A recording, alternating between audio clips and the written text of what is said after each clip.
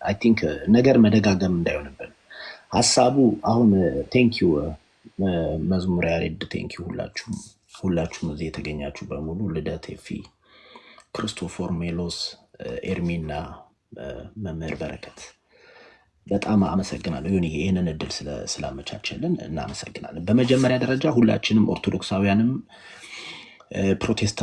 ፕሮቴስታንቶችም ልናስበው የሚገባ ነገር ክርስቶስ ኢየሱስ ብቸኛ የዓለም መዳኛ ነው። ኤርሚ እንደተናገረው ኦርቶዶክሱም ፕሮቴስታንቱም የሚያምንበት ጉዳይ ነው። አሁን ጥያቄ የተነሳው ማርያም ቤዛ ናት ወይንስ አይደለም በሚል ነው። ይህንን ለማስረዳት በሚኬድበት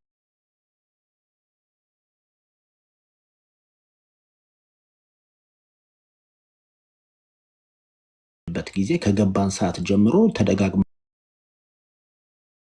የሚነሳው የሉቃስ ወንጌል ምዕራፍ 1 ሐሳብ ነው።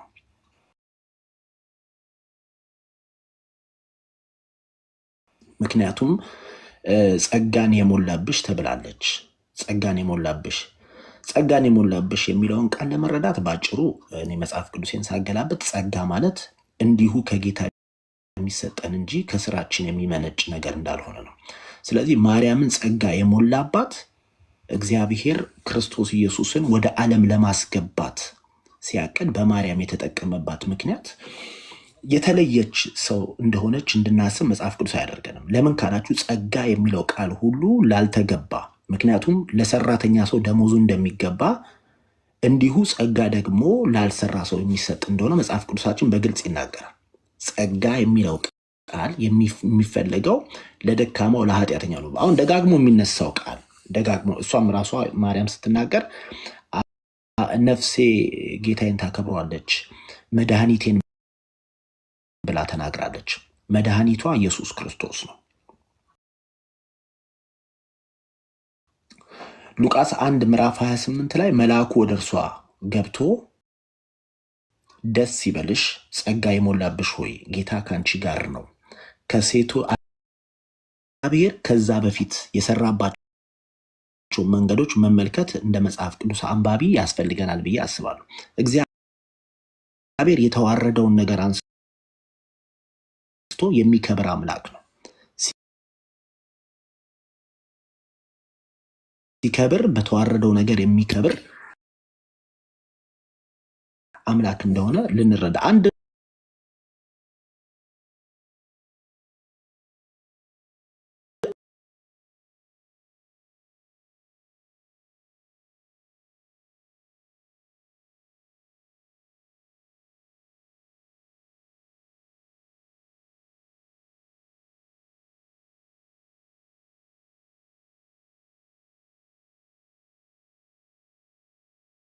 ውስጥ ስንዴ ይወቃ ነበር። የእግዚአብሔር መልአክ ለእርሱ ተገልጦ አንተ ጽኑ ኃያል ሰው እግዚአብሔር ካንተ ጋር ነው አለው። ተመልከቱ፣ አንተ ጽኑ ብሎ የሚለው እግዚአብሔር ከምድያማውያን ፈርቶ የተሸሸገውን ሰው ነው። ስለዚህ እግዚአብሔር የጌዲዮንን ኃይል ተጠቅሞ እግዚአብሔር የጌዲዮንን ብርታት ተጠቅሞ አይደለም እስራኤላውያንን ከምድያማውያን እጅ ነፃ ሊያወጣቸው የመጣው። ይኸው ተመልከቱት እኮ አንተ ጽኑ ብሎታል፣ አንተ ኃያል ብሎታል ብለን መከራከር አንችልም። ክፍሉን የምታውቁት ሰዎች ከፍም ዝቅም ብላችሁ ማንበብ ትችላላችሁ። ለማርያምም የመጣው እንዲሁ አይነት ሰላምታ ነው። ጸጋን የሞላብሽ ተብላ ስትል የቅድስናዋ መጠን ልክ ጨምሮ ከሴቶች መካከል ልዩ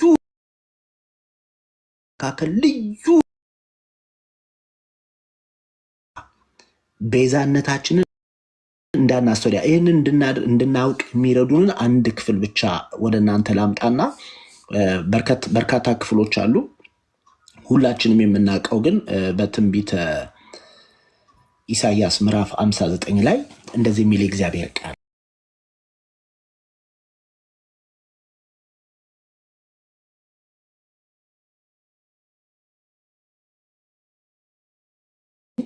ቁጥር 16 እንደዚህ የሚል እግዚአብሔር ቃል አለ። ሰውም እንደሌለ አየ፣ ወደ እርሱ የሚማልድ እንደሌለ ተረዳ፣ ተደነቀም። ማን ነው? እግዚአብሔር። ሰው የለም፣ የሚማልድ የለም፣ የሚያድን የለም።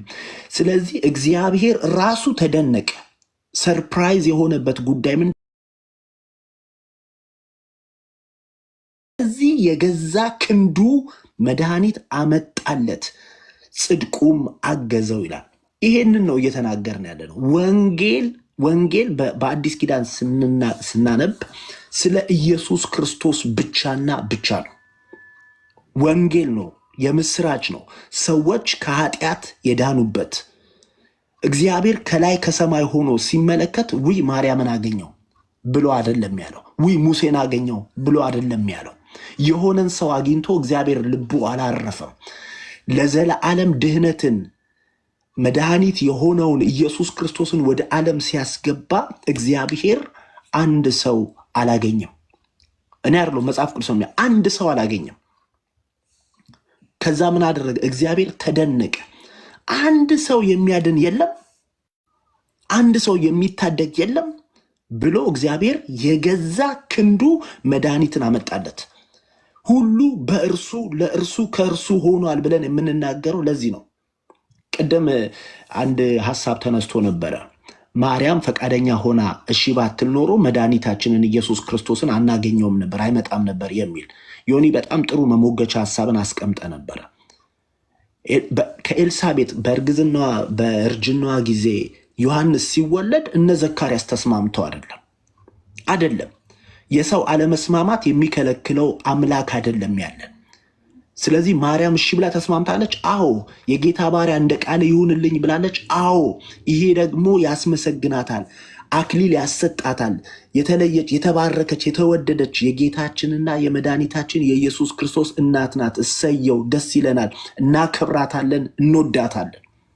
በዚህ ነገር ላይ ምንም የምናመቻመቸው ጉዳይ አይደለም።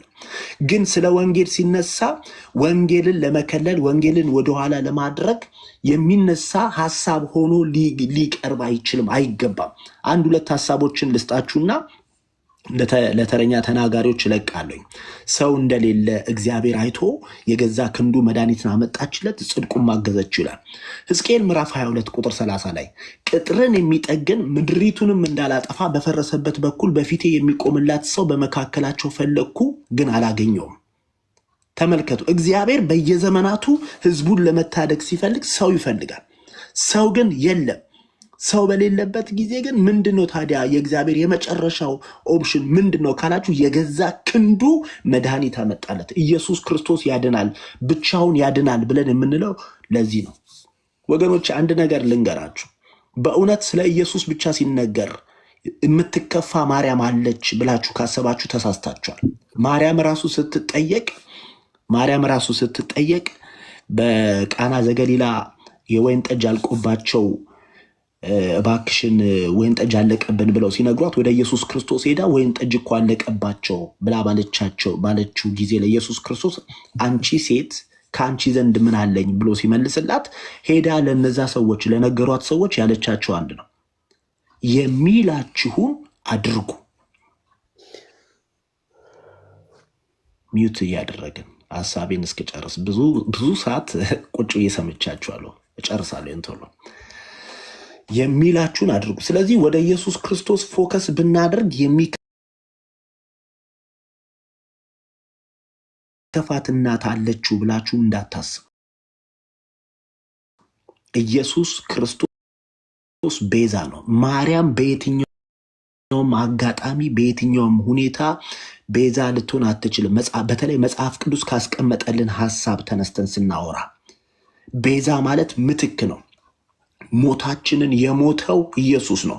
ይሄንን ስንል ግን በነፍስሽ ሰይፍ ያልፋል የተባለውን ያለፈችበትን ቻሌንጅ ያለፈችበትን መከራ የምንረሳ ሰዎች ደግሞ አይደለንም። ምክንያቱም መጽሐፍ ቅዱስ ቅዱሳንን ስላገለገላችሁ የሚረሳ አመፀኛ አይደለም እግዚአብሔር ተብሎ ተጽፏል። እኛ እንኳን ትንሽ አገልግሎት አገልግለን ያገለገልነውን አገልግሎት የሚረሳ አይደለም፣ እንኳን የማርያምን በነፍሷ ሰይፍ ማለፏን ማለት ነው። ግን ይሄ ለወንጌል መከለያ ሆኖ የሚጠቀስ መሆን የለበትም። መከለያ የወንጌል ጋርዶሽ ሆኖ መቀመጥ የለበትም። ኢየሱስ ሲነገር ይቅርታና ሀሳብም ተደጋገመ። ደቂቃም ካለቀ ቆይቷል። 7 ደቂቃ ምናምን ነው መስት ያወሩ። በደቂቃ አይደለም እያወራ ያሉት ክርስቶፎር፣ በደቂቃ እያወራ ነው። ሰዓት እያዝን ያወራ ነው። ቅድም ነዋ። እኔ ግን አሁን በሰዓት አይደለም ክርክር ካላደረግከው ሀሳብ የለጨርስ። ቅድም በሰዓት ነበር እኮ 6 ደቂቃ እንደዛ ነበር። ስለዚህ ለመናገር እስካሁን ስሰማችሁ ነበረ። ምንም አልተናገርኩኝም። ሀሳቤን በዚህ በጸጋው ጉዳይ በቤዛው ጉዳይ ልናገር ብሎ ሀሳብ ለመስጠት ሲል ተስማምታችሁ ነው የጀመረው። አይ አይደለም፣ ሰዓት 7 እስከ 8 ደቂቃ ነው የተወራው። መምህር በረከት አሁን ደግሞ ይቀጥሉ። እንደዛ ነው ያዘላቸው እንጂ ልክ ከሆነ ችግር ነው የሚሆነው። ክርስቶፈር ልክ እንደየአገባባችን ከሆነ ቀደም ያሬዶና ማነው ኤፍሬም ያለ ደቂቃ ነው ያወሩት። አሁን እኛ ያለ ደቂቃ እንድናወራ ከተፈለገ ፌር እንዲሆን ሳሚም እኔም ሜሎስም ራሱ ክርስቶፎሮስም መምህር በረከትም ያለ ደቂቃ ማውራት አለብን። ሁላችን ያለ ደቂቃማ ታሳድሩኛላችሁ። በደቂቃ ግን ስለዚህ ኦልሬዲ ጨርሷል እኮ ሀሳቤን ልደምድምና ልደምድምና የእናንተን ሀሳብ እቀበላለሁ። አሁን እየተወራ ያለው ኦልሬዲ እግዚአብሔር የሚማልድ አግኝቶ ቢሆን ከትንቢተ ኢሳያስ ምዕራፍ 59 ሀሳብ ተነስተን ስናወራ የሚማልድ እኮ ነው ያጣው። የሚማልድ የሚጸልይ በፈረሰው ቅጥር የሚቆም ነው ያጣው። ይህንን ባጣበት ሁኔታ ራሱ እግዚአብሔር በተደነቀበትና የገዛ ክንዱ መድኃኒትን ባመጣለት ሁኔታ ላይ ሆነን እሷን ማርያምን ቤዛ አድርጎ ሰጥቶናል ብለን ማለት አንችልም። ይሄ ፍጹም መጽሐፍ ቅዱሳዊ ነው። በየትኛውም ትምህርት ልንደግፈው አንችልም። ማርያምን እንኳን ሲጠቀምባት ጸጋን ሞልቶባት ነው አይደለም? ጸጋን ሞልቶባትም። ጸጋ ደግሞ ልክ እንደ ደሞዝ አይደለም፣ ነፃ ስጦታ ነው ብሎ መጽሐፍ ቅዱስ ስለሚነግረን 1-2 ክፍሎችን ላንብብና እጨርሳለሁኝ፣ ወይንም ለተረኛ ሰው እለቃለሁኝ። ኢሳያስ ምዕራፍ 41 ብመለከት ይላል ቁጥር 28 ላይ ብመለከት ማንም አልነበረም፣ ብጠይቃቸውም የሚመልስልኝ አማካሪ በመካከላቸው የለም። ኢሳያስ 52:10 እግዚአብሔር የተቀደሰውን ክንዱን በአሕዛብ ሁሉ ፊት ገልጧል፣ በምድርም ዳርቻ የሚኖሩትን አምላካችን መድኃኒት ያያሉ። የአምላካችንን መድኃኒት ያያሉ። ምን ሲል? እግዚአብሔር የተቀደሰ ክንዱን በአሕዛብ ሁሉ ፊት ሲገልጽ 59 ላይ ቅድም ያነበብኩላችሁ የገዛ ክንዱ መድኃኒት አመጣችለት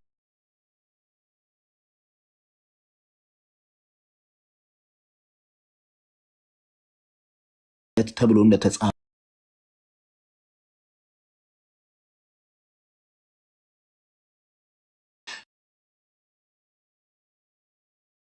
እሱን የሚሸፍን አንዳች ነገር እንዳይኖርብን ያስፈልጋል።